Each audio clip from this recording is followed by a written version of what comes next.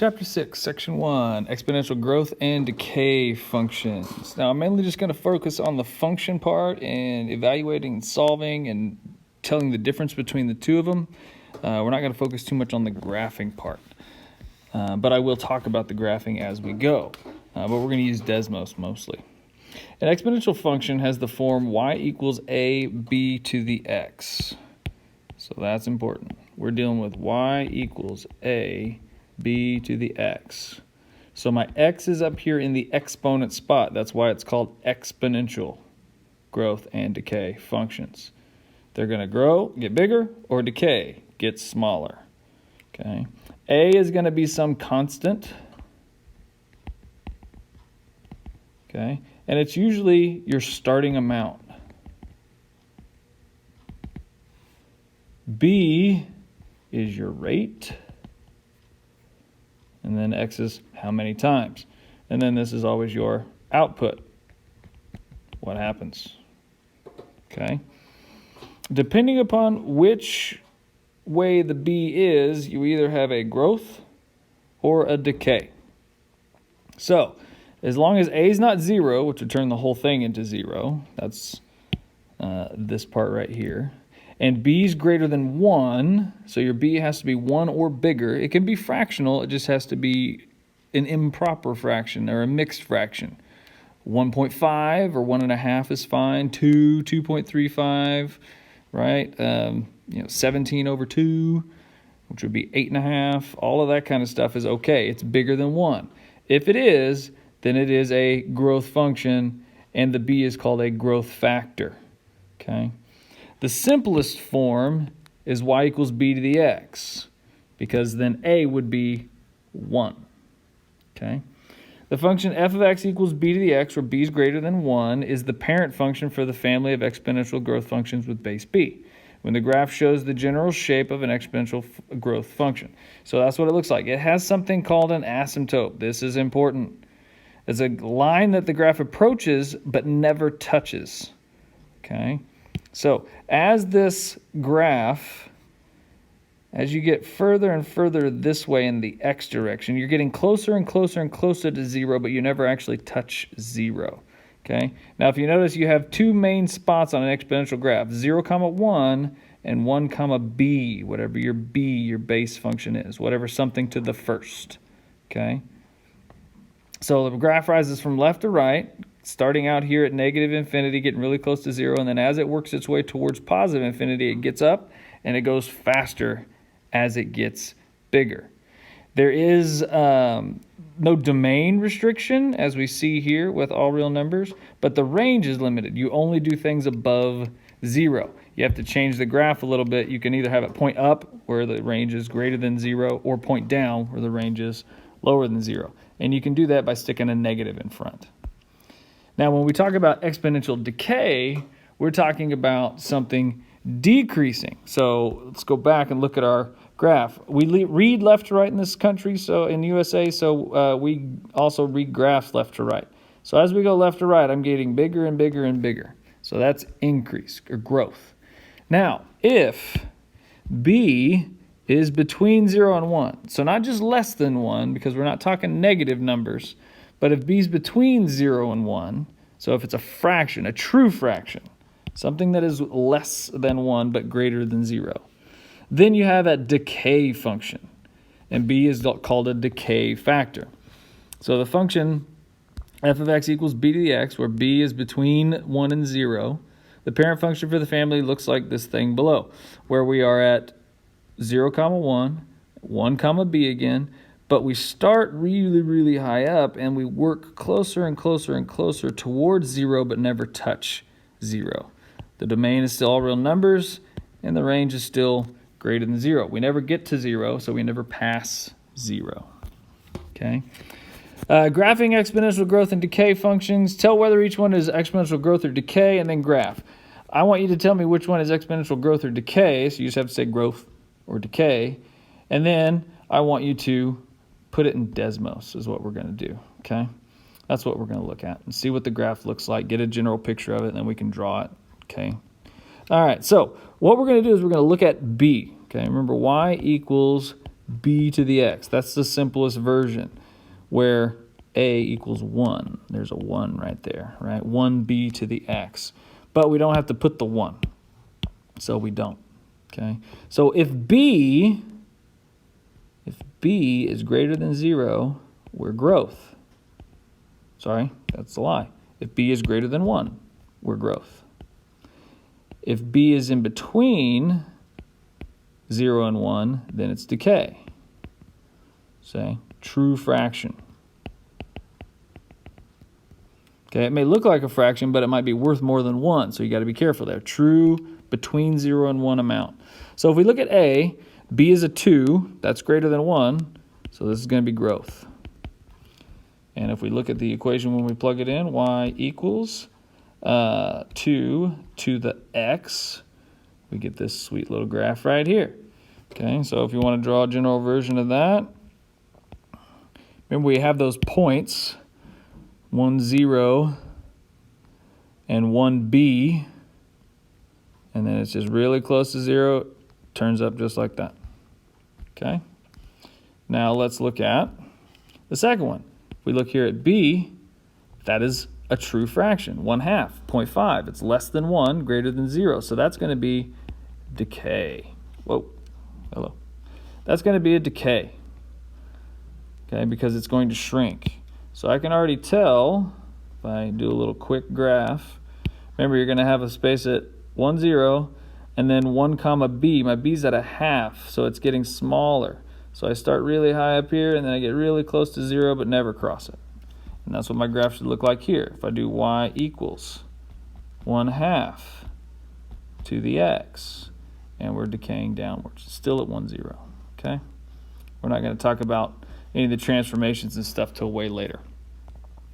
All right, so all I need you to do is just tell me whether or not they're growth or decay. And then, you know, it'd be good to make sure that it looks like it's supposed to, going from left to right, counting down or counting up.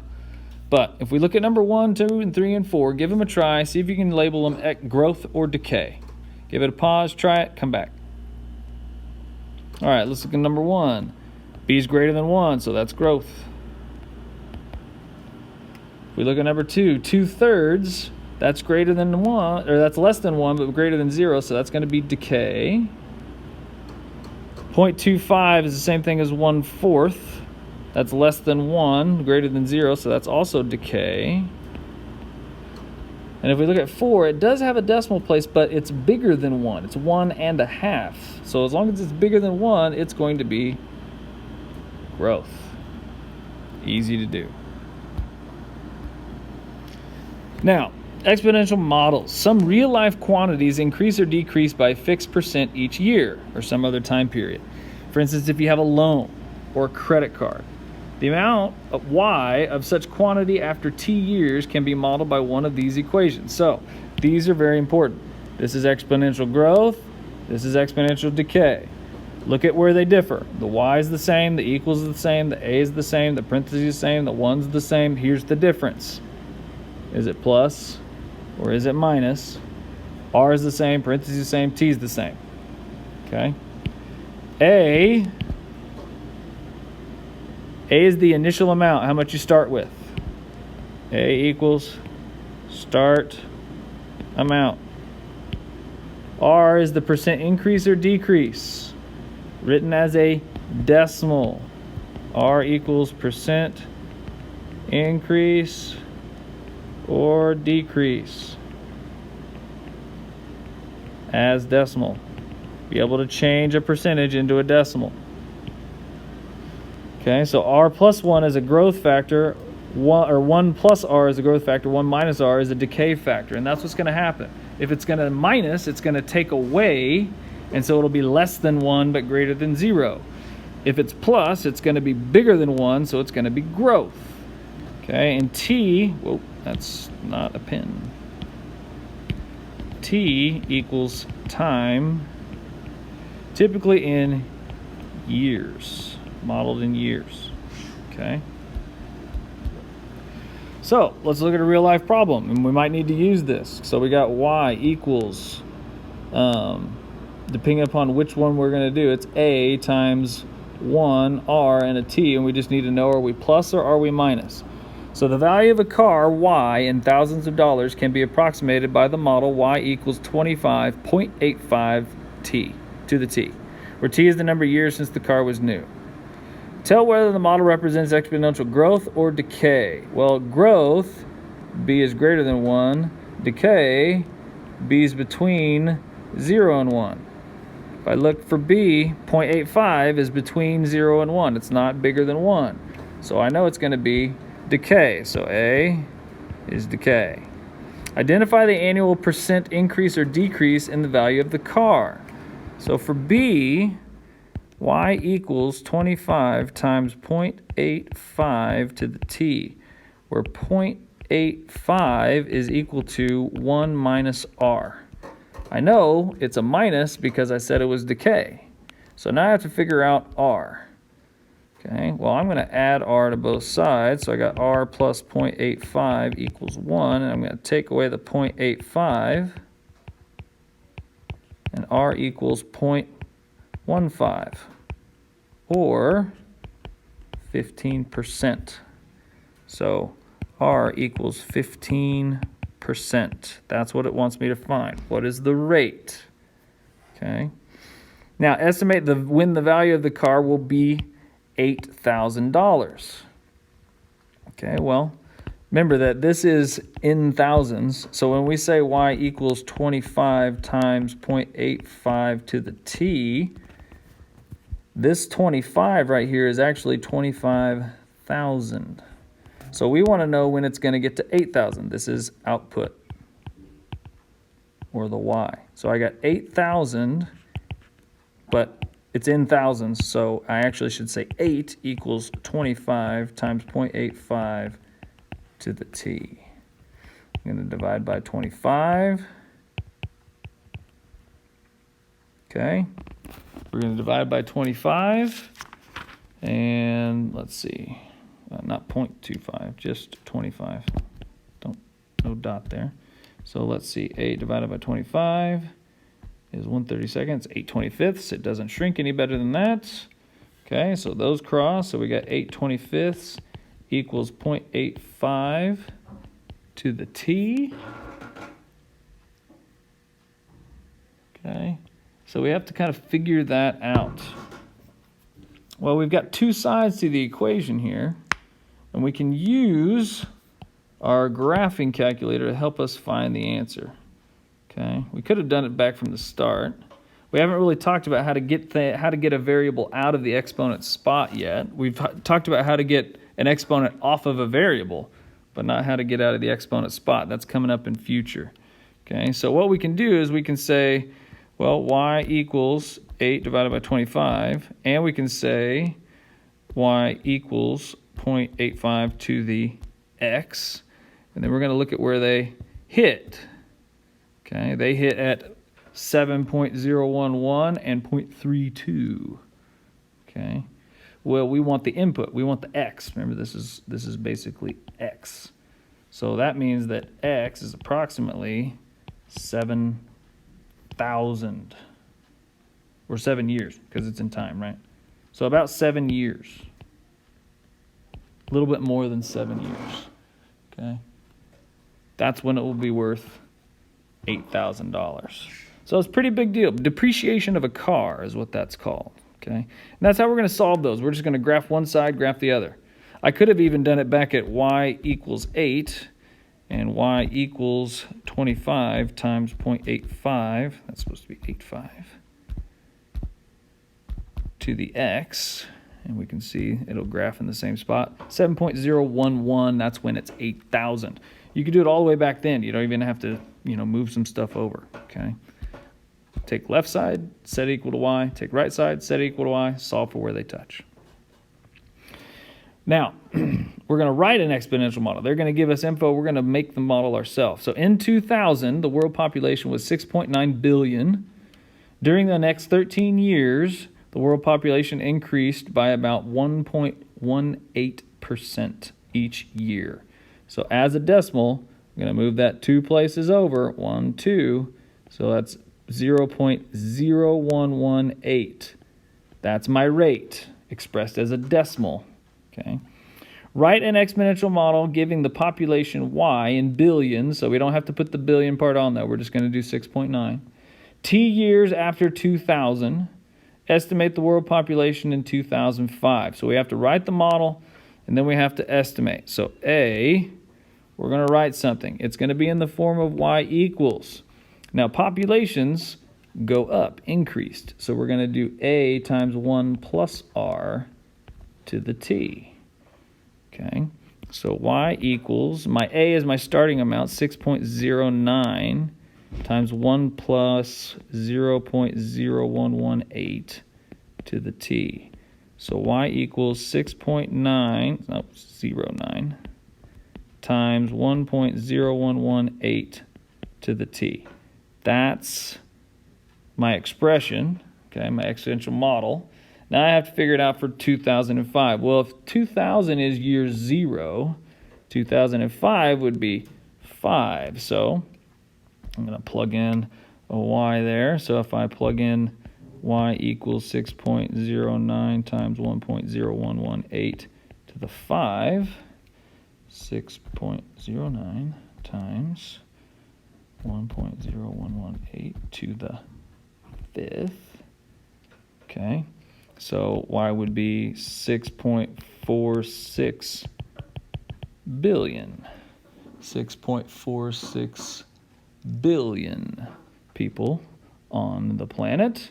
And then part B wants me to say, when will it be 7 billion? So 7 is supposed to equal 6.09 times 1.0118 to the t. So when is that going to happen? Well, that's t equals, well, let's do two equations. We're going to do y equals 7, and we're going to do y equals 6.09 times 1.0118 to the x. That's supposed to be a 0, and that's supposed to be a 6. And let's go ahead and just make it look like the other one does. Close. There we go. All right, so let's change our graph up, see where they touch. Okay, so for it to be 7 billion, it's going to have to be 11.8, basically 12 years later. So t equals 2012. And I get that because it starts in 2000, 12 years later, it's 2012. Okay, that's what we're looking for. And that's how we can solve for them. Left side equals y, right side equals y. Boom, we're good to go. All right, so here's a couple, give them a try. Remember, you got y equals a times 1 plus r to the t, and you got y equals a times 1 minus r to the t. Depends upon if it's decay or increase. Pause it, give these two a try, come back, see the answers. All right, let's look at number 5. What if, in example number 2, let's refresh our minds of example number 2. Okay, that was the car depreciating. The value of the car can be approximated by the model y equals 25 times 0.9 to the t. Identify the annual percent decrease in the value of the car and estimate when the value of the car will be $8,000. Well, let's look at number 5. We've got y equals 25 times 0.9 to the t. We need to find r. Okay, so 0.9 equals 1 minus r. I'm going to add r over. R plus 0.9 equals 1. Subtract 0.9. R equals 0.1, or 10%. That's my r. And then I have to estimate when it will be 8,000. So 8,000. I don't need the 1,000 because it's in thousands, times 25 times 0.9 to the t. Let's bring her back up. Y equals 8. That's my left side. Y equals 25 times 0.9 to the x. And where do they touch? 10.815. 10.815. So this was in years. So almost 11 years later.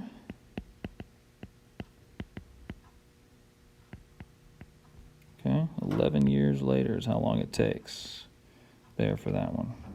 Okay, now let's try number 6. In example 3, if we need to refresh ourselves with example 3, world population, okay, we were doing an increase there instead of a decay. The world population increased by 1.5%, or 0.015, right, because we go 2 places over for percentage. It's 2 decimal places because it's in hundred. Each year, write an equation to model this situation. Estimate the year when the world population was 7 billion. So we got to write the equation and estimate. Well, y equals, let's see, what was the starting amount we had back over there, okay? It was 6.9 billion. So we got y equals 6.09 times, now our rate's different. We're going to be 1.015, is 1 plus 0.015 is 1.015 to the t. That's our equation. And when it will be 7 billion. So when is 7 equals 6.09 times 1.015 to the t? Well, t has to equal, and we got y equals 7. Y equals 6.09 times 1.015 to the x. 9.35 years, or approximately 2009 if we went to the nearest whole year. Sometime in 2009, there will be 7 billion people on the planet. And since we're in 2019, we already passed 7 billion people. Yeah, it's pretty safe to assume that was quite accurate. All right, that's the end of this part. I'll come back for part 2 to finish up